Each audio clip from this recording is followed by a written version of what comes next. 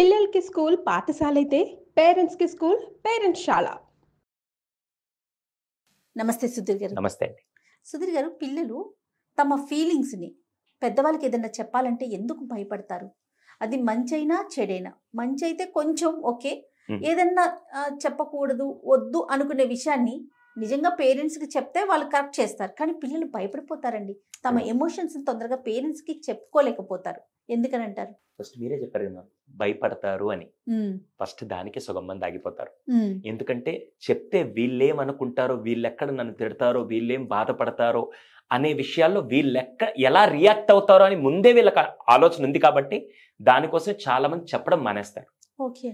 అందుకే ఫస్ట్ అవతల వాళ్ళు చెప్పే విధంగా ఉండాలంటే ఫస్ట్ మన రియాక్షన్ ఎలా ఉందో వాళ్ళకి అది క్లియర్గా ఉండాలి. నేను చిన్న ఎగ్జాంపుల్ చెప్తాను మీకు అర్థం అవడానికి. ఫర్ ఎగ్జాంపుల్, మీ పాప ఫస్ట్ రోజు స్కూల్ నుంచి వస్తుంది. స్కూల్ నుంచి వస్తున్నప్పుడు సైకిల్ టైర్ ఫ్లాట్ అయింది అనుకుందాం, సైకిల్ టైర్ పంచర్ అయింది. వెంటనే మనం ఏం చేస్తాం? జనరల్ పేరెంట్ మైండ్ సెట్లో ఏం చేస్తాం? సరిగ్గా ఏం చేస్తావు ఏంటి అంతే అంతే అయిపోయింది. తర్వాత ఒక 3 రోజుల తర్వాత వస్తున్నప్పుడు మళ్ళీ చైన్ పడిపోయింది. చైన్ పడిపోయి పాప నడుచుకుంటూ ఇంటికి తీసుకొని వచ్చింది. వెంటనే మనం ఏమంటాం? చూసుకోవా, అసలు ఏం చేస్తున్నావు ఏంటి, కొంచెం ఇంకొంచెం ఎమోషన్, ఇంకొంచెం నెక్స్ట్ లెవెల్లో వెళ్తాం. ఇప్పుడు సైకిల్ టైర్ ఫ్లాట్ అవడానికి యాక్చువల్గా తను ఏం చేయలేదు. ఎందుకంటే రోడ్డు మీద వస్తున్నప్పుడు ఆ రోడ్డు బాగాలేక సైకిల్ టైర్ ఫ్లాట్ అయింది. సెకండ్, చైన్ పడడానికి కూడా తను ఏం చేయలేదు. మూడో రోజు ఇంటికి వచ్చే టైంకి పాప మెళ్ళలో, అంటే రోల్డ్ గోల్డ్ది, గోల్డ్ అని కూడా నేను చెప్పను, పాప మెళ్ళలో ఒక చైనో లేకుంటే బ్యాంగిలో విరిగిపోయింది అనుకుందాం. విరిగిపోయింది. ఇప్పుడు ఆ పాప చెప్పద్దా? ఓకే, పాప చెప్పద్దా? చెప్పదండి. ఎందుకంటే సైకిల్ టైర్ పంచర్ అయింది, నా వల్ల కాదు. నేను చెప్పాక అమ్మ వచ్చి వెంటనే ఏంటి చూసుకొని రావా, ఎప్పుడు ఎందుకు అలా ప్రతిసారి పంచర్ చేసుకొని వస్తావు అని చెప్పేసి అనేసింది. రెండోసారి సైకిల్ చైన్ పడంగానే నేనేం చేయాలి, నార్మల్ తొక్కడుస్తున్నా, ఆ సైకిల్ చైన్ లూజ్ అయింది. దానికి కూడా అమ్మని అన్నీ తిట్టింది. ఇప్పుడు ఇది కూడా నేను కావాలని విరక్కొట్ల, సైకిల్ ఇలా తిప్పుతున్నప్పుడు ఆ బ్యాంగిల్ ఇలా విరిగిపోయింది, దానికి నేను చేసిన తప్పు కాదు. ఇప్పుడు వచ్చి నేను చెప్తే మళ్ళీ ఆమెను తిట్టడం ఎందుకు ఇదంతా?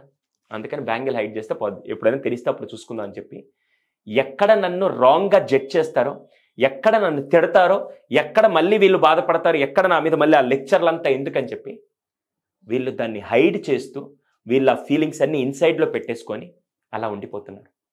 ఫస్ట్ ఇక్కడ ప్రాబ్లం జడ్జ్ చేయడం అనేది ముఖ్యంగా జరిగే మిస్కమ్యూనికేషన్ అంటాను. జడ్జ్ చేయడం అంటే ఏంటంటే, ఇప్పుడు ఫర్ ఎగ్జాంపుల్ పాప వచ్చి చెప్పంగానే ఇప్పుడు కేసుని నేను మారుస్తాను. సైకిల్ టైర్ ఫ్లాట్ అయింది తల్లి, ఓ అవునా, ఎలా ఫ్లాట్ అయింది ఒకసారి చూద్దాం, ఒకవేళ ముళ్ళు గుచ్చుకునిందా లేకుంటే ఏం గుచ్చుకుందో ఒకసారి చూద్దాం, ఏంటి అది ఎలాగో జరుగుంటుంది ఒకసారి దీన్ని సాల్వ్ చేద్దాం అని చెప్పి పాపతో కూర్చొని నేను అది డిస్కస్ చేసి అది సాల్వ్ చేశాను అనుకో, ఓ సైకిల్ టైర్ ముళ్ళు వల్ల వచ్చింది, ఈసారి నుంచి వచ్చేటప్పుడు కొద్దిగా ఏదైనా రోడ్లో వచ్చేటప్పుడు కొద్దిగా జాగ్రత్త చూసుకుంటారా, అయితే మనం ఏం చేయాలి, జాగ్రత్త చూసుకుంటారా అని చెప్పన్నాను. సెకండ్ టైం వచ్చినప్పుడు చైన్ పడిపోయింది. తల్లి ఎలా వచ్చి ఇప్పుడు దాకా చైన్ పడిపోతే ఇంత దూరం రావడం చాలా కష్టమే కదా, ఉండి ఒకసారి చైన్ పడిందంటే ఒకసారి సైకిల్ షాప్కి వెళ్ళేసి లూజ్ అయిందా లేకుంటే ఎలా పడిందో చూస్తే అడిగేస్తాను, అయిపోయింది. మూడోసారి ఇప్పుడు పాప వచ్చిన దగ్గరికి చెప్పదా మేము బ్యాంగిల్ విరిగిపోయిందనో లేకుంటే ఏదైనా జరిగితే షేర్ చేస్తారు.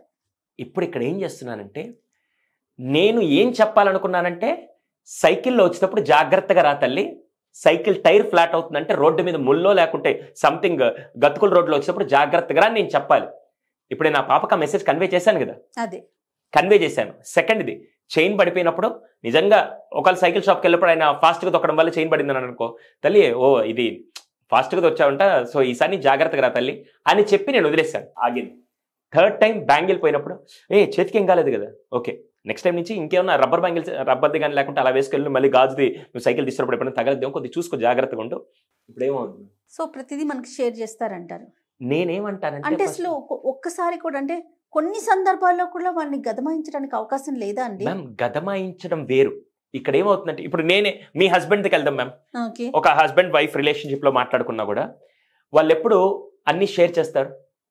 చెప్పే విధానం గజమాయి అంటే, ఇక్కడ నేను చెప్తాను తల్లి నువ్వు ఫాస్ట్గా వస్తున్నావు, దానివల్లే సైకిల్ చైన్ పడింది, సో నీ ఇష్టం, మళ్ళీ చైన్ పడి మళ్ళీ నువ్వు అక్కడి నుంచి నడుచుకురావడం, కాన్సిక్వెన్సెస్ చెప్తున్నాను నేను, కాన్సిక్వెన్సెస్ చెప్తున్నాను. నువ్వు నిజంగా ఇప్పుడు చైన్ పడింది 1.5 కిలోమీటర్ నెట్టుకుంటూ వచ్చావు, అవసరం ఇది, ఈసారి నుంచి కొద్దిగా స్లోగా వచ్చే విధంగా చూసుకో, సరిపోతుంది, అది నీ ఇష్టం. లేదా మళ్ళీ పడ్డావంటే మళ్ళీ నీకే ఎఫెక్ట్ అవుతుంది, ఇది ఒక పద్ధతి, నీకే ఎఫెక్ట్ అవుతుంది. ఓకే, ఇప్పుడు నేనేం చెప్పాలనుకున్నాను, ఇప్పుడు నేను అలా కాకుండా ప్రతిసారి ఇదే పని, నీకు సైకిల్ కొనియడం నేను చేసిన పెద్ద తప్పు, అసలు సైకిల్ లేకుండా ఉంటే బాగుండేది, ఈ తలనొప్పి అంతా ఉండేది కాదు. ఈ డైలాగులన్నీ అవసరమా? అర్థమైందా? ఈ డైలాగులన్నీ చేయడం వల్ల ఏమవుద్ది, వీడికి చెప్తే మళ్ళీ ఈడాడ గాడ్జిల్లా గరుస్తాడు, వద్దులే మ్యామ్. It depends. మళ్ళీ చెప్తున్నాను, కొందరికి ఒక 4-5 సార్లు ఇలా జరిగింది, 5వ సారి ఎలా కూర్చొని చెప్పాలి, ఒకవేళ ఒక్క వాయిస్ టోన్ కొద్దిగా పెంచి చెప్పాలా ఏంటి, కొద్దిగా భయంతో చెప్పాలా అనేది చూసుకోవాలి తప్ప ఏది చేసినా నేను భయపడుతూను లేకుంటే బెదిరించే విధంగా చెప్తానంటే మాత్రం ఇట్ డజంట్ వర్క్ మ్యామ్. ఎక్కడ, అందుకే సినిమాల్లో ఊరికే కదా డైలాగ్ చెప్పాడు, ఎక్కడ తగ్గాలి ఎక్కడ నెగ్గాలి అనే విధంగా ఉండాలంటే మాత్రం ఫస్ట్ మీకు తెలియాల్సింది ప్రతిదీ రాగానే అవుట్ బస్ట్ అయిపోవడం కాదు. అలా అని చెప్పి బుజ్జగిస్తూ నాన్న నువ్వు బంగారు కొండ రతనాల మూట నువ్వేం చేసినా తోపని కూడా కాదు. ఇట్ డిపెండ్స్ ఆన్ ఎలా మీరు ప్రెజెంట్ చేస్తున్నారో. డిస్కనెక్ట్ అవ్వకుండా కనెక్ట్ అవుతూ కన్వే చేయాల్సిన మెసేజ్ని ప్రాపర్గా కన్వే చేయడం. ఇప్పుడు మీరు ఇదంతా చేసేది దేనికి మ్యామ్? వాళ్ళతో కనెక్షన్ అండి, కనెక్షన్, బిహేవియర్ కరెక్ట్గా ఉండడానికి.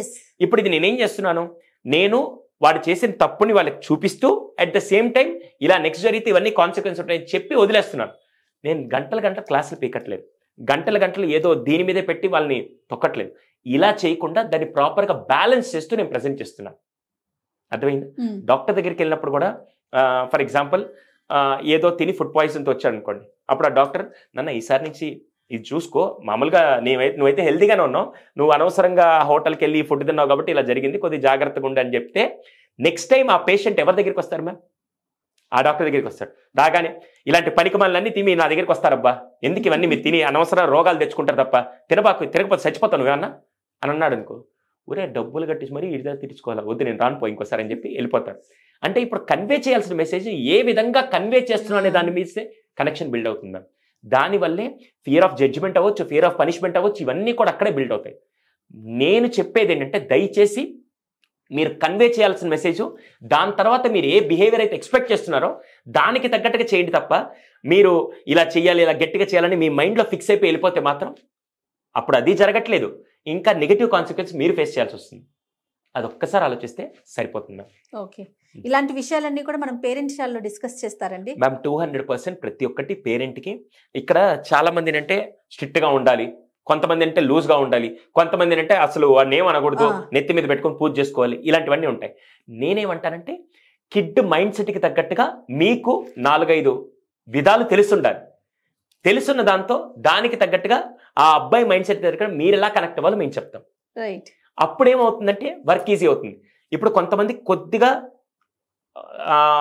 వాయిస్ పెంచి చెప్పాల్సి వస్తుంది, కొద్దిగా కోపంగా కొద్దిగా భయపెడుతూ చెప్పాల్సి వస్తుంది, వాళ్ళకి అలాగే చెప్పాలి. కొంతమందికి అంటే స్మూత్గా చెప్తే విని నేర్చుకునే వాళ్ళు ఉంటారు, వాళ్ళకి అలా చెప్పాలి. కొంతమంది కొన్నిసార్లు ఇలా బ్యాలెన్స్ చేసి చెప్పే విధంగా ఉండాలి. ఇవన్నీ parenting is an art ma'am. Parenting అనేది కష్టం కాదు, పేరెంటింగ్ అనేది ఒక ఆర్ట్. ఆర్ట్ అంటే ఏంటి, ఆర్టిస్ట్ ఎప్పుడు దానికి తగ్గట్టుగా ప్రెజెంట్లో ఉండి పనిచేస్తాడు, ఒక ప్రీఫిక్స్డ్ మైండ్ సెట్తో పనిచేయడు. ఆర్టిస్ట్ ఎప్పుడు ప్రెజెన్స్ ఆఫ్ మైండ్తో పనిచేయాలి. ఇక్కడ పేరెంట్ కూడా ప్రెజెన్స్ ఆఫ్ మైండ్తో పనిచేయాలి తప్ప నేను ఇలాగే ఉంటా, నేను ఇలాగే పెంచుతా, నేను ఇలాగే చేస్తానంటే వర్కౌట్ అవుతుంది. సో దానికి తగ్గట్టుగా పేరెంట్స్లలో ఏజ్ వైజ్గా పిల్లలకి ఎక్కడెక్కడ మీరు ఎలా కనెక్ట్ అవ్వాలి, ఎక్కడెక్కడ మీ బ్యాలెన్స్ కరెక్ట్గా ఉండాలి, అవన్నీ ఆ టాపిక్స్లో వాళ్ళకి నేర్పిస్తూ ఉండడం జరుగుతుంది. Right. Thank you so much Sudheer garu. Thank you.